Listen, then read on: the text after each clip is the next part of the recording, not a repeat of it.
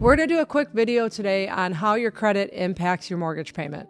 So today's parameters, we're going to use a purchase price of $500,000 with 5% down.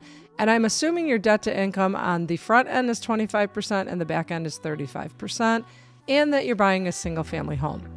So if you have a 680 score, your rate is 7.375, for example, and your PMI, which is primary mortgage insurance that you pay monthly, would be $241.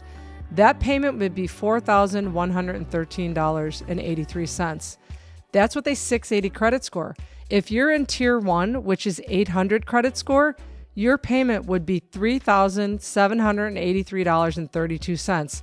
You're paying $330 more if your credit score is 680 versus a credit score of 800. How does that impact you long term? Well, $330 a month times 12 months is $3,600 times 30 years is over $118,000 more that you will pay for this loan.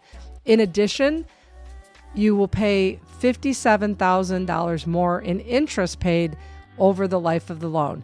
So I've attached a chart showing the different credit scores going in increments of 20, 680, 700, 720, 740, 760, 780, and 800.